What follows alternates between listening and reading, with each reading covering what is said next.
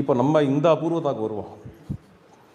வேதாந்தத்தினுடைய அபூர்வதா என்ன என்கிற விஷயம் அதுக்கு வரும்பொழுது, பிரம்மம் ஜெகத்காரணம்ங்கிறது வேதாந்தத்தினுடைய அபூர்வதா. இது என்னப்பா இது புதுசாக சொல்கிற? அதுதான் ஆகமத்திலேயே இருக்கே, தந்திரத்திலேயே இருக்கே. பிரம்மம் ஜெகத்காரணம், God is the cause of the வேர்ல்டுங்கிறது பைபிள்லேயே இருக்கலாமே, குரான்லேயே இருக்கலாமே, ஆகமம் தந்திரங்கள்லேயே இருக்கே. பிரம்மம் ஜெகத்துக்கு காரணம் அல்லது மூல காரணம் எதை வேணால் சொல்லுங்க இருக்கே அப்படின்னா, இது பிரம்மம் ஜெகத்துக்கு காரணம்ங்கிறது எப்படிங்கிறத சொல்கிறது வேதாந்தம். பிரம்மம் ஜெகத்துக்கு நிமித்த காரணமாக மட்டும் இல்லாமல் பிரம்மம் ஜெகத்துக்கு உபாதான காரணமாகவும் இருக்கு. இந்த ஜெகத்தினுடைய உபாதானமும் நிமித்தமும் ஒன்றுதான்.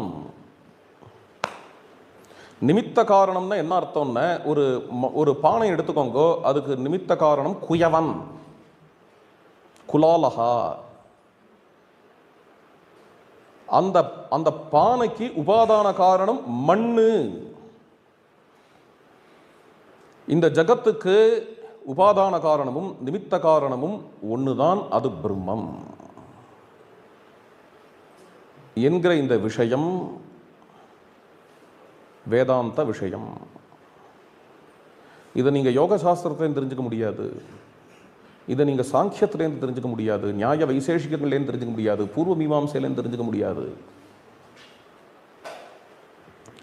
இதிகாச புராணங்கள்லேருந்தோ ஸ்தோத்திர கிரந்தங்கள்லேருந்தோ தெரிஞ்சுக்கலாமேன்னு தெரிஞ்சுக்கலாம்.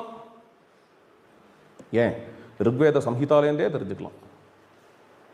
ஏகம் வா இதம் பபுவ சர்வம்னு ரிக்வேத சம்ஹிதா தான் சொல்கிறோம். உபனிஷத்தே இந்த விஷயத்தை விளக்கிறதுக்கு ததேதத் ரிச்சா அபியுக்தம் அப்படின்னு ரிக்வேதத்துலேருந்து தான் எடுக்கிறது, உபனிஷத்தே எடுக்கிறது.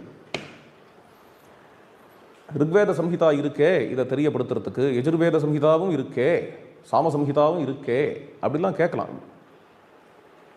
இருக்கு. ஜகத்துக்கு மூல காரணமும் உபாதான காரணமும் பிரம்மங்கிறத ருக்கு யஜு சாமம் எல்லாம் சொல்றது தான். ஆனால் அதுக்கான ரேஷனலை வேதாந்தம் கொடுக்குற மாதிரி வேற எதுவும் கொடுக்கல. வேதாந்தத்தினுடைய அபூர்வதா இதுதான். இதனுடைய ரேஷனல் உபனிஷத்துலையும் உபனிஷத் பாஷ்யங்கள்லையும் தான் இருக்கு. இந்த இடத்துல தான் சங்கரர் நிற்கிறார். நீ ஒத்தாளா நிற்கிறேங்கிறான் பூர்வபட்சத்தில், இதே தைத்திரிய உபனிஷத்தில் நீ ஒத்தாளா நிற்கிறேங்க, அதுவே எனக்கு சிரேயசுப்பாங்கிறார். அவருக்கு ஏக்கச்சரர்னு பேர், ஏக்கச்சரர்னு பேர் ஆதிசங்கர பகவத்பாதாளுக்கு. நாராஜகே ஜனபதே சரதி ஏக்கச்சரோ வசி பாவையன்னு ஆத்மனா ஆத்மானம். அயோத்தியா காண்டத்தில் ஏக்கச்சரகாங்கிற வார்த்தை. ரிஷபதேவர ஏக்கச்சரகாங்கிறது பாகவதம், ஆதிசங்கர பகவத்பாதாள் ஏக்கச்சரர். ஏன்னா இது அவருடைய அபூர்வதா, அவருக்கு பிரமாணமாக இருக்கக்கூடிய உபனிஷத்தினுடையவும் அபூர்வதா. உபனிஷத்து ஆதாரேன என்னத்தை ஸ்தாபிக்கிறார்ன, இந்த ஜகத்துக்கு உபாதான நிமித்த காரணங்கள் பிரம்மஸ்வரூபம் என்கிறத ஸ்தாபிக்கிறார். ஆச்சரியமான விஷயம் அது. இந்த உபாதான காரணம் பிரம்மங்கிறத அவர் வியங்கியமாகவும் சொல்லலை. சில பேர்லாம் என்ன பண்ணுவா அப்படின்னு ஸ்துதிக்காக சொல்லியிருக்கு. இந்த ஜகத்துக்கு உபாதான காரணம், ஜகத்துக்கு